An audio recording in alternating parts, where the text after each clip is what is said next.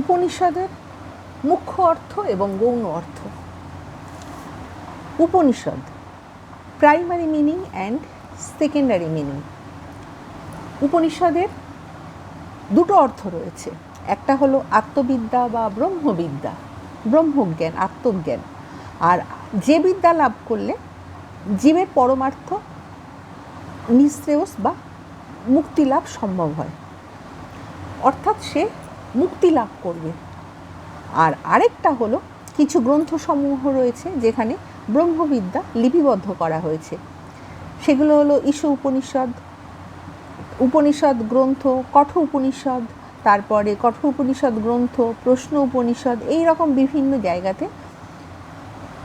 যে উপনিষদের অনেক কিছু জিনিস সেগুলো লিপিবদ্ধ করা হয়েছে।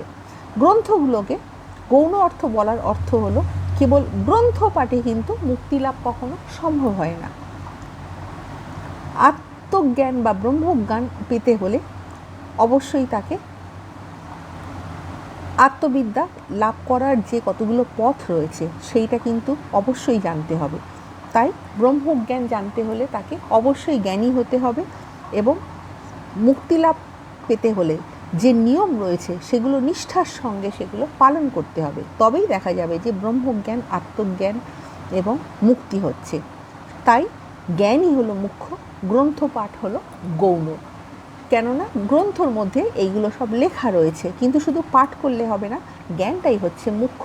এবং সেই জ্ঞান অর্জন করে সেইভাবে যদি চলা যায় তাহলে কিন্তু মুক্তি লাভ সম্ভব, ব্রহ্মজ্ঞান লাভ সম্ভব। উপনিষদে যাগযজ্ঞের উপর বিরূপ মনোভাব প্রকাশ করা হয়। বেদের ব্রাহ্মণ অংশে যাগযজ্ঞের বিধিবিধানের উপর গুরুত্ব দেওয়া হয়েছে। উপনিষদে ওইসব যাগযজ্ঞকে আবার অর্থহীন এবং নিষ্ফল রূপে গণ্য করা হচ্ছে। আত্মজ্ঞান বা ব্রহ্মজ্ঞান লাভের জন্য যাগযজ্ঞাদি কেবল নিষ্ফল নয়, ক্ষেত্রবিশেষে দেখা যায় সেটা কিন্তু আবার কুফলও দিতে পারে। মান্ডুক্য উপনিষদে স্পষ্টভাবে বলা হয়েছে যাগযজ্ঞাদির মাধ্যমে পরমার্থ নিঃশ্রেয়স লাভ হয় না, পরন্তু দেখা যায় যে জীব জন্ম জন্মান্তরের আবর্তে আবর্তিত হতে থাকে। সুতরাং দেখা যাচ্ছে যে যাগযজ্ঞের উপর যে এই প্রকার যে বিরূপ মনোভাব, এটা উপনিষদে সরাসরি প্রকাশ না করে পরোক্ষভাবে রূপকের আকারে প্রকাশ করা হচ্ছে। অশ্বমেধ যজ্ঞের দৃষ্টান্ত দিয়ে বিষয়টা আমি একটা বোঝাবো যে বৈদিক যুগে দেখা যেত পৃথিবীর ওপর নিজ আধিপত্য বিস্তারের জন্য ক্ষত্রিয় রাজারা তারা অশ্বমেধ যজ্ঞের ব্যবস্থা করত। আধিপত্য বিস্তারে দেখা যেত যে কোনো ক্ষত্রিয় রাজা একটা যজ্ঞে একটা অশ্বকে বলি দিত। বৃহদারণ্যক উপনিষদে যজ্ঞের এই বহির্মুখী দৃষ্টিভঙ্গি ত্যাগ করে অন্তর্মুখী করতে বলা হচ্ছে। সমগ্র বিশ্বের উপর আধিপত্য করলে মুমুক্ষু ব্যক্তিকে তার ধ্যানরূপ যজ্ঞে বিশ্বকে, জগতের বিভিন্নতাকে উৎসর্গ করতে হবে। শুধু খালি বাহ্যিক যে বলি দেয়া হচ্ছে সেইটাকে সেই রকমভাবে না বলে তখন বলা হচ্ছে যে আমাদের যে ধ্যান জ্ঞান সেগুলোকে আমাদের সম্পূর্ণভাবে অন্তর্মুখী করতে হবে। শুধু এই অশ্বমেধ যজ্ঞ করলেই হবে না, আমাদের কিন্তু সমস্ত বাইরের থেকে যে সমস্ত যে ধারণাগুলো সেগুলো সরিয়ে এনে আমাদের কিন্তু নিজেকে অন্তর্মুখী করতে হবে নিজেকে। উপনিষদকে বলা হচ্ছে রহস্যবিদ্যা, গুহ্যবিদ্যা বা সংগোপন বিদ্যা। বৈদিক সমুদায় সাহিত্যে রহস্য উপনিষদের নিহিত থাকায় উপনিষদ হলো রহস্যবিদ্যা। আবার অরণ্যের নিভৃত এবং সংগোপন পরিবেশে বিদ্যাদান করা হয় বলে তা গুহ্যবিদ্যা বা সংগোপন বিদ্যা। উপনিষদ শব্দটার মধ্যে দুটো অর্থ প্রচ্ছন্নভাবে নিহিত রয়েছে। উপনিষদ শব্দটা বিশ্লেষণ করলে তিনটি পদ পাওয়া যাচ্ছে, একটা হচ্ছে উপ, আরেকটা হলো নি এবং আরেকটা হলো সদ। উপ অর্থে কাছে, নি অর্থে শ্রদ্ধাসহ এবং সদ অর্থ হলো উপবেশন করা, ধ্বংস করা এবং শিথিল করা। তাহলে উপনিষদ শব্দটার বিশ্লেষিত অর্থ হলো শ্রদ্ধা এবং অবনতভাবে গুরু সমীপে নিভৃতে উপবেশন করে গুরুর কাছ থেকে শিষ্যের গুহ্যবিদ্যা লাভ করা, যে বিদ্যার আলোকে অজ্ঞান দূরীভূত হয়ে এবং সংশয়ের নিরাশ হচ্ছে, আলোকের পথে যাচ্ছে, সেটাই হচ্ছে আসল বিদ্যা, গুহ্যবিদ্যা, রহস্যবিদ্যা। অর্থাৎ আমি যদি সোজা বাংলায় বলি তাহলে বলতে হবে যে শিষ্যের কাছ থেকে গুরুর কাছ থেকে শিষ্য যে গোপন গুহ্যবিদ্যাটা পাচ্ছে সেটাই কিন্তু সেই অনুযায়ী শিখে তার যে সংশয় সেটা দূর করবে এবং আলোকের জ্ঞান হবে। এটাই হচ্ছে গুরু শিষ্যের মধ্যে শিক্ষাদান। গুরু তার শিষ্যকে এইভাবে শিক্ষাদান করবেন, সংশয় দূর করবেন এবং আলোকের দিকে গুরু শিষ্যকে ধাবিত করবেন। বিভিন্ন উপনিষদে সাধারণভাবে বলা হচ্ছে উপনিষদের প্রতিপাদ্য পরম ব্রহ্ম অজ্ঞানাচ্ছন্ন মানুষের কাছে এক কুহেলিকাময় রহস্যবৃত একটা সত্তা। ব্রহ্মজ্ঞান বা ব্রহ্মবিদ্যা লাভের জন্য ঐকান্তিক নিষ্ঠার প্রয়োজন, চিত্তের একাগ্রতা প্রয়োজন, উন্নত মননশীলতার প্রয়োজন। ব্রহ্মবিদ্যা কিন্তু সহজলভ্য নয় এবং সবার জন্য এটা নয়। যোগ্য অধিকারী না হলে এই বিদ্যা কখনো লাভ করতে পারে না। এই জন্য প্রাচীনকালে ব্রহ্মবিদ্যাকে অভিলাষী শিষ্যদের মনোনয়ন বা নির্বাচন পরীক্ষার একটা ব্যবস্থা ছিল। প্রশ্ন উপনিষদ থেকে একটা দৃষ্টান্তের উল্লেখ করা হলো।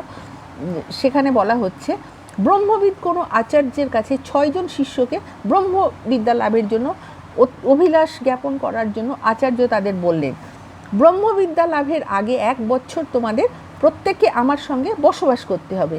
এখানে আচার্যের উদ্দেশ্য হলো বছর কাল ধরে তাদের নিষ্ঠা এবং যোগ্যতা পরীক্ষা করা। একইভাবে কঠোর উপনিষদে স্বর্গের অধিপতি যমরাজ তিনি কর্তৃক নচিকেতার যোগ্যতার পরীক্ষার কথা উল্লেখ রয়েছে।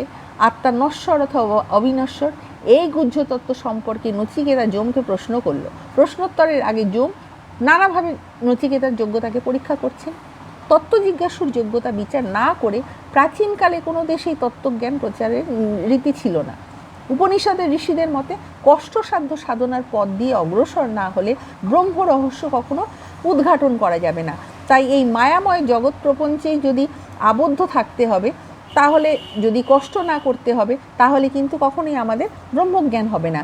একইভাবে প্রাচীন গ্রিসে হেরাক্লিটাস তিনি বলেছিলেন যে শ্রমসাধ্য খনন কার্যে যুক্ত না হলে স্বর্ণলাভ হবে না, খড়কুটোতেই তৃপ্ত থাকতে হবে। এই রহস্যবিদ্যারূপে আত্মবিদ্যা ব্রহ্মবিদ্যাই হলো উপনিষদ, আর এটাই হলো এর মুখ্য বিদ্যা, মানে মুখ্য অর্থ। তাহলে যে উপনিষদের আসল যে অর্থ সেটা তত্ত্বজ্ঞান, সেই যে গুহ্যবিদ্যা রহস্যবিদ্যা, সেই যে অরিজিনাল যে জ্ঞান এবং আত্মবিদ্যা ব্রহ্মবিদ্যা, সেটাই হলো উপনিষদ শব্দের মুখ্য অর্থ। প্রথমে অপৌরুষীয় বিদ্যারূপে উপনিষদ আর্য ঋষিদের মুখে মুখে প্রচলিত এবং প্রচারিত ছিল। পরবর্তীকালে এই রহস্যবিদ্যা বিভিন্ন গ্রন্থে, যেমন ঈশা, কেন, কঠোর, এই সকল বিভিন্ন রকম উপনিষদ গ্রন্থে লিপিবদ্ধ হয়েছিল। আবার গৌণ অর্থে উপনিষদ বলতে এই সব গ্রন্থকেই বোঝানো হচ্ছে। উপনিষদ গ্রন্থ সংখ্যায় সমৃদ্ধ, প্রায় 2 শতাধিক গ্রন্থের উল্লেখ পাওয়া যায়, যদিও ওই বিপুল সংখ্যার মধ্যে 12-13টা হলো মুখ্য গ্রন্থ। বিভিন্ন উপনিষদ গ্রন্থের মধ্যে নানা বিষয়ে আবার অনৈক্য থাকলেও একটা মূল বিষয় ঐক্য লক্ষ্য করা যায়। প্রতিটা উপনিষদ গ্রন্থে ভাববাদ সম্মত যে একাত্মবাদ বা অদ্বৈতবাদ, সেটাই কিন্তু দেখা যাচ্ছে, অর্থাৎ আইডিয়ালিস্টিক মনিজম আর অ্যাবসোলিউটিজম যেটাকে বলা হচ্ছে, অর্থাৎ ভাববাদ সম্মত যে একাত্মবাদ বা অদ্বৈতবাদ, সেটাই কিন্তু দেখা গিয়েছে। তত্ত্বমসি বা তুমি সেই, এই জাতীয় মহাবাক্য এই সত্য ঘোষণা করছে যে জীবের অন্তঃসার জীবাত্মা এবং জগতের অন্তঃসার বিশ্বাত্মা দুটো ভিন্ন সত্তা নয়, তারা এক এবং অভিন্ন সত্তা, এবং ওই সত্তাই হলো পরমাত্মা বা পরব্রহ্ম। তাই আমাদের অন্তরে যে রয়েছে আর এই বিশ্বজগতের যে রয়েছে, সে দুজনেই কিন্তু এক, এটাকে কিন্তু আলাদা বলা যাবে না। এটাই হচ্ছে পরমাত্মা বা পরব্রহ্ম। মানব জীবনের পরমার্থ হলো ওই পরমাত্মাকে জানা, তাকে উপলব্ধি করা, যাকে জানলে জানার মতো আর কিছুই থাকে না, যাকে উপলব্ধি করলে আর কিছুই অপ্রাপ্ত থাকে না। এমন উন্নত মানের তত্ত্বদর্শন কেবল প্রাচ্যের ইতিহাসে নয়, পাশ্চাত্য দর্শনের ইতিহাসেও কিন্তু দেখা যায় এগুলো। এমন উন্নত তত্ত্বদর্শনের উৎপত্তিকাল সম্পর্কে সঠিকভাবে কিছু বলা না গেলেও একথা নিশ্চিতভাবে বলা চলে যে উৎপত্তিকাল বুদ্ধদেবের জন্মের 600 খ্রিস্টাব্দ পূর্বাদের অনেক আগে ছিল। এটা এই উপনিষদকে জানার জন্য উপনিষদের কী লেখা রয়েছে এর জন্য কিন্তু বিভিন্ন বিদেশিনীরা বিভিন্নভাবে আকৃষ্ট হয়েছিলেন, এবং এই যে গ্রন্থগুলো রয়েছে সেগুলো কিন্তু বিভিন্ন ভাষায় অনুমোদিত হয়েছিল। এবং মোগল আমলে কয়েকটা উপনিষদ গ্রন্থ দেখা যায় যে পারস্য ভাষায়ও অনুবাদ করা হয়েছিল। পরবর্তীকালে এই রকমভাবে দেখা যায় ল্যাটিনে অনুবাদ করা হয়েছিল। তারপরে এছাড়াও বিভিন্ন রকম ভাষায় দেখা যায় যে এই জার্মান, ফরাসি, ইংরেজি সব রকম ভাষায় কিন্তু এই উপনিষদকে তাদের সকলের কাছে পৌঁছে দেওয়ার জন্য বিভিন্ন ভাষায় কিন্তু এগুলো বর্ণনা করা হয়েছিল। উপনিষদের গভীর তত্ত্ব আলোচনায় মুগ্ধ হয়ে বলেছিলেন এক জার্মান দার্শনিক, উপনিষদ আমার দুঃখ পীড়িত জীবনে শান্তির প্রলেপ, মরণকালে সান্ত্বনা। তাই শান্তি ও সান্ত্বনা প্রদায়ক বিষয়রূপে গণ্য করে শোপেনহাওয়ার প্রতি রাতে নিদ্রা যাবার পূর্বে তাঁর পড়ার টেবিলে থেকে জার্মান ভাষায় অনুদিত যে উপনিষদ গ্রন্থ থেকে তিনি কয়েকটা পৃষ্ঠা সুন্দরভাবে তিনি পাঠ করতে অভ্যস্ত ছিলেন। তার এতটাই ভালো লাগতো এবং তার চিত্ত এতটাই শান্তি লাগতো, তাই তিনি ঘুমানোর আগে তিনি এই উপনিষদ পড়তেন। উপনিষদের আলোচিত বিষয় যে বিভিন্ন সেটা গুরুত্বপূর্ণ, কিন্তু এখানে ব্রহ্ম, আত্মা, কর্ম, সংসার, মুক্তি এইগুলো নিয়েই আলোচনা করা হয়। তবে মুখ্য অর্থ যেটা সেটা হলো ব্রহ্মবিদ্যা, আত্মবিদ্যা, এবং এটাই হলো আসল জ্ঞান। এবং সঠিক জ্ঞান পেতে হলে কিন্তু অবশ্যই মানুষের মুক্তি দরকার।